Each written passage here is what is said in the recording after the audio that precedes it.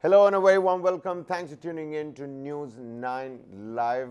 It's the everyday morning editorial meet where we let the viewers, everybody that's joining us on the live stream, to become a part of this editorial meet, because we want you to dictate what you want to take a look at, what you want us to discuss, what you want expert opinions on, because essentially both sides of the coin is not necessarily available for the multitude out there. We can do that for you, but we need your help for that. I'm Kabir Naqvi, this is Varghese P. Abraham, and every day at about 9 in the morning, we take a look at what the newspapers are telling us, what are the top headlines across Hindi, English, some regional headlines on the internet as well, what's the social media buzz with, what are some tabloid headlines suggesting, and it seems like we've got our day cut out for us, because several debates that I can already see lining up. We'll have to choose and tread carefully as to what to do, what not to do. Of course, the law panel is seeking views on of the public on the UCC's implementation within 30 days. This after government's affront to the nation remark, particularly. Cyclone Biparjoy is expected to make landfall today. About 74,000 people, Varghese, have been evacuated from the Saurashtra and Kutch coastline, which is already under the red zone of the IMD. On the other hand, take a look at how Tamil Nadu government has reacted to Senthil Balaji's arrest. The CBI's permission, there's a general consent that the state government gives to the CBI. You know, it's always usually there. That has been withdrawn by Chief Minister M.K. Stalin. So CBI, to conduct any probe in Tamil Nadu, will now have to ask the state government. So basically that tussle between the DMK government and the centre. We've got some stories from Delhi. There's some DDA housing that's now let out. I was reading that in Dwarka a flyover went off. Admissions, most important.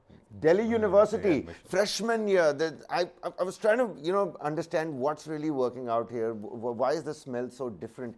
It's because it is freshman season, and there's nothing like freshman season. Do you remember your college days, Varghese? Yeah, sure. In fact, one of those best days of your life. Well, absolutely. I'm sure you'd want to go back there. But I'll tell you, away from the lighter note, let's actually begin with Manipur here, because right here on the top page it says Manipur flares up again, 9 killed, a BJP minister's residence set on fire. The Indian Express headline says the challenge, fault lines in the police. We saw the RAF video and action that is taken after that. State being awash with weapons. What is other newspapers telling us? Well, over here, I went through the Hindustan Times, and what they were saying is that the it was a normal headline. It was saying like, gunfight claims 9 lives, keeps Manipur on the edge. But they in fact speak about this, that Manipur police officers said that between 10 p.m. and 30 p.m. on Tuesday, a group of armed men walked into Agjang village on the border between Imphal East and Kakopi district and started shooting. All right. There was firing in the village around 10:30, the timing I've already mentioned, and 10 others were 9 people were in fact killed and 10 others were injured. All injured have been admitted to the hospital, is what one of the police officers has said. The renewed violence is yet another reminder that despite some easing of tensions, anger and distrust continued to simmer and drive wedges between various communities in the northeastern states. So, as I was telling you, the confidence issue is big. But then look at the difficulties that our armed forces are in fact facing, or the paramilitary forces are facing. Protesters don't let army as well as Assam Rifles men reach affected areas. What they are saying is this: in the hours between 9 people were gunned down in Imphal East village, a violent mob burnt as many as 8 villages along the 17-kilometer route between Kemlong and Govjang. I hope I'm pronouncing it right. Forgive me if it is, because if I'm getting it wrong. Now, even as a group of 600 people led by elderly women blocked the road that leads to the area, preventing intervention of security forces, and what has become a feature of that violence that has roiled the state for well over a month. So the peace process is certainly crawling over here. I mean, these fault lines on the ground, that you're not letting Assam Rifles, the army personnel, not reach a particular place. I mean, women standing, making that human chain of sorts. How does one even attempt to understand Manipur when Manipur itself, the people over there aren't really helping the boots on the ground? Well, see, that is what I'm saying. That that's a very interesting line they put. That still there is a lot of distrust over there, and of course there has been distrust. I was telling you also there needs to be confidence-building measures on the ground. But you know, the peace panel could have been the first step for it. But it looks like since the peace panel is a non-starter right now, So the is it the CBMs delay? are not happening. Is it the delay in the formation of the peace panel, or I mean, the wrong foot in the peace mere panel. composition of You it? need to have CBMs on the ground. You need to, in fact, quell the kind of mistrust that is there. But unfortunately, that is not happening. And now they are. Yesterday also, we had some of the leaders coming in and saying that the law should be imposed first. That is to say that there should be law and order on the ground first. The Hindu has, in fact, said it like this: that retaliatory strike by village guards leaves 9 dead in Manipur. So they've given a different understanding to it. 9 men were killed and 10 injured in this particular village in Imphal East.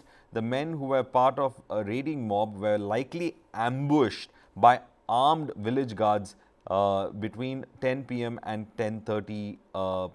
10 p.m. and 10:30 p.m. in a retaliatory strike is what they are saying. So it looks like some of them had taken up their arms in a defense of that village, and that is how this gun fight that happened led to such a situation. Meanwhile, they have also mentioned that the Central Security Forces and a column of Gurkha regiment has been deployed and were outnumbered by the mob. We couldn't have fired as many people could have been killed. Now, even to that point where they can't even take action on the ground. This is the kind of situation that they are facing. The army too is not trained to handle civilians. We have been receiving inputs about civilians marching towards villages, but they could not be stopped as they were in large numbers. Some of them, it seemed, were on a suicide mission. So this is really shocking. This is what one of the a source from that area has told the Hindu reporter on this, where it is becoming very difficult on the ground. This is how the Times of India has put it. It says 9 killed and 10 injured in bloodiest day of Manipur ethnic clashes.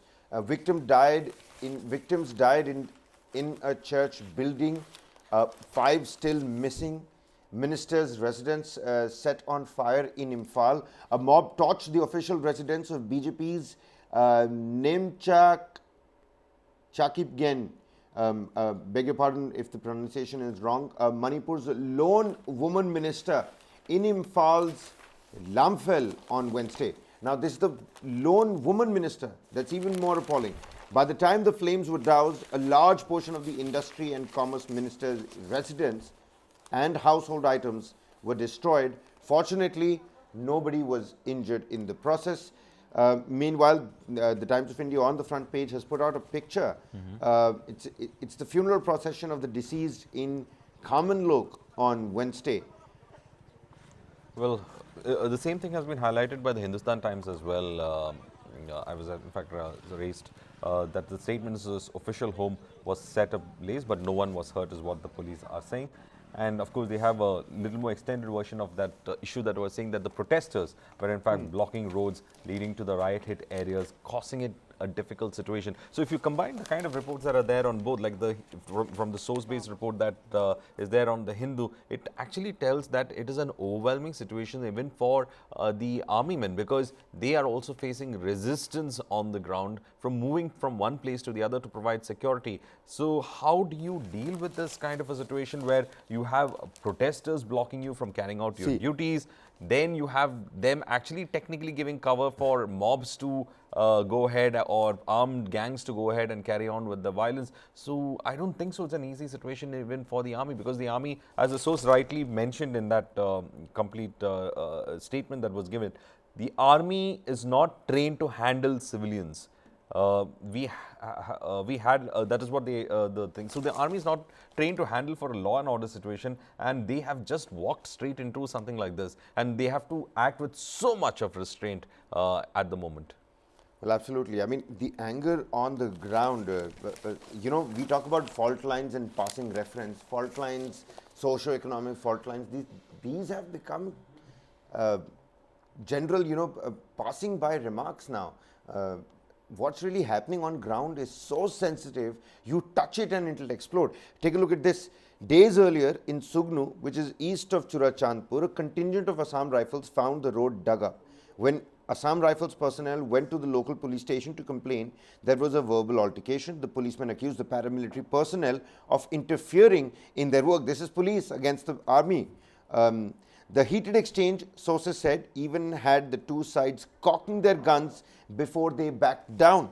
Wow. These episodes underline the challenge the security forces are facing in Manipur as well. And just imagine, you know, columns and columns of Jawans are being lifted to Manipur, and you don't have And you can't even have a conversation without cocking with the your local gun. authorities.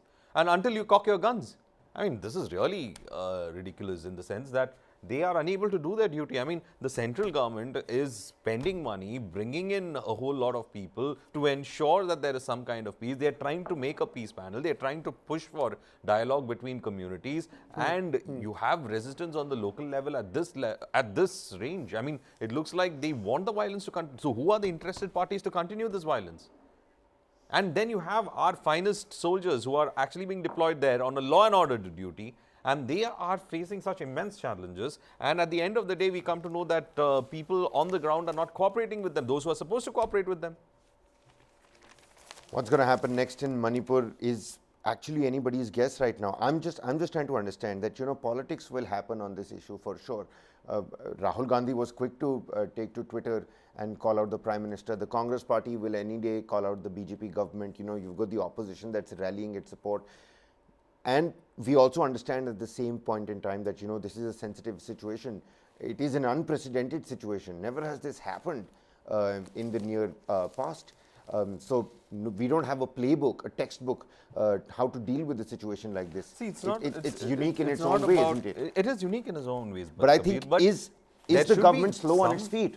If the government is not so, see, they are going by the textbook. They are deploying officers. They are deploying, of course, there are challenges on the ground. They are deploying everything as much as possible on the ground. But there is no help from the there is no help from the local authorities. That is what it shows. I mean, you have if the almost my last memory that whenever there was a violence, there was at least, 1,000 Jawans being lifted. They are either lifted from the Assam Rifles or they are airlifted from the army, cantonments that are there. And at the end of the day, this is the kind of response that we are trying to get.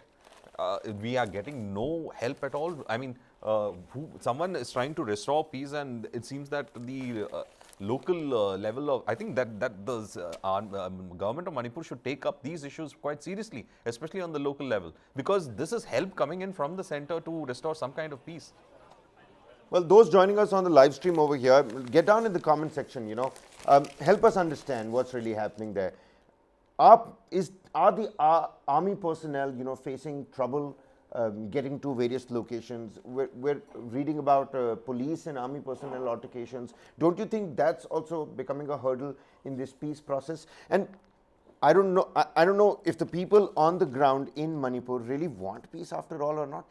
We're looking at almost 60 days of this unreal clash. See, Kabir, everywhere there are people, majority of them are very peaceful. But there are extremists who are the ones who make the lot of noise. And they are the ones who seem to be making the lot of noise and creating this kind of troubles. Whether it is from this tribal or non-tribals, you have extremists within both of them. So they seem to be the ones who are in fact carrying out with this kind of this thing. While the majority of people just want to return home. They want to return home, they want to be safe, they want to continue with their lives. I mean, look at the kind of destruction that has happened. Homes have been destroyed, businesses have been destroyed, and entire state's economy has been brought to the ground. It's really ridiculous to the point. And look at this, I'm just quoting one of the officers who has given a statement to the Hindustan Times. On Tuesday evening, when there were reports of mobs of 500 to 600 people burning villages, additional reinforcements of the Assam Rifles and Army were ordered to be rushed to the area. But the teams that left from Kangpoki district, around 50 kilometers from Taretkul, were stopped at the Chanung in Thargel area, which is the gateway to Kamenlok. The mob of around 600 had placed women, mostly elderly, in the front and blocked the way. So this is why the security forces are unable to enter the place. That's So what this is a strategic human shield of sorts. exactly. You have elderly women being placed to stop security forces from doing their duty. Look, that's what I'm saying. Look at the challenge that they have. They have to be. I mean, kudos to the security forces for trying to navigate through these entire challenges that they are facing. I mean, they are trained to be at the borders, and yet they are taking up these challenges over here. Just imagine, this is the kind of situation that they are subjected to. Of course, Dainik when you Bhaskar says हिंसा में 11 लोगों की मौत, उद्योग मंत्री का घर जलाया, हाईवे बंद. The highway is another trouble point because the highways are blocked. So the army personnel, especially the Assam rifles, their trucks really can't pass. So essential ration for all the boots that have been deployed on the ground, and for the people, the relief material. Let's not forget there are relief camps as well. There are people who don't want any part of the violence over there, but they don't know how to escape the situation, and hence they're stuck in those relief camps. And the only thing they know about it is that the relief camps are the only places that are safe for them. So they cannot move out of the relief camps also. And then supplies to relief camps also could be affected. Though the MHA had given 102 crores has been sanctioned for relief measures at relief camps. They are trying to ensure that supplies, and also the air emergency services have also been started for anyone who faces an emergency medical situation that is there. So it is very, very too late as of now. And right now, in fact, in our common sessions, if you look at it, many of them are saying that it says president's rule before it's too late. President's rule is the need of the hour. Several YouTuber journalists have also put out their own independent views. I was taking a look at a few, Hindi, English, both. A lot of people out there saying that president's rule is the way to go. Is the government even mulling the possibility of president's rule? Is it an option at their disposal? How serious of an option is it for the government right now? Varghese, let's be serious. Well, president's rule, we're sitting on almost 40 plus days of these ethnic clashes. 114 people have died so far. Well, if we are continuing with the kind of situation that we are seeing right now, you need to have some sort of an approach where you have the state bureaucracy cooperating. The army should be able to go in and restore some kind of normalcy as fast as possible. Now, if nothing is going to happen, of course, you would be looking for a president's rule, and a lot of people have been saying that. But again, it's being very difficult for them. I'm just reading some of the statements that have come in. Now you have these infrastructure, electricity line being cut, water pipe is also being cut, movement of goods being banned. So you see the kind of difficulties. Essential. The username also says exposed and debunked. X and D. Then you have, some of them have in fact said that peace should be there, but the territorial integrity between the hill and the valley should be maintained. That was in fact RACH 123 who has also mentioned that. We should see the kind of situation that the people are in over here at the moment, because there is a huge group of people who are trying to bring in peace in the state, and it seems that there is ground resistance to bringing peace, which is kind of. How does that help? How does that help? Ground resistance in the peace process, which by the way is already crawling. Let's not forget 114 people have already died, and it doesn't matter what side you belong to, it doesn't matter what party you support, what is your political affiliation. Right now, this is a national problem. People should really be concerned about it. I was really glad to see that there was a protesting happening in Bengaluru, for peace, towards peace in Manipur. Similarly, several other student bodies have carried out these protests. But I think, there should be more awareness. This is our own nation, and a big part of that nation is right now burning. We can only hope that good sense prevails and the peace process, which is at the moment crawling, starts moving out. And if president's rule, if at all president's rule is now the way to go, then the government must seriously start pondering about it, because life has completely been thrown out of gear. Essential commodities are skyrocketing. There is complete violence. The state is awash with weapons. the golden triangle shadow on that border. The border is porous, the boots on the ground, women and elderly, senior citizens are being used against the army personnel. They're not being allowed to move. There is on-ground resistance. What's going to happen on Manipur? Varghese, right now is anybody's guess. We're going to continue to keep our focus on Manipur. 11 a.m. every day. We bring you experts' opinion. We bring you discussions, both sides of the coin, because it's important for the viewers out there to get a balanced opinion on what is happening. Do stay on and stay tuned for that particular discussion.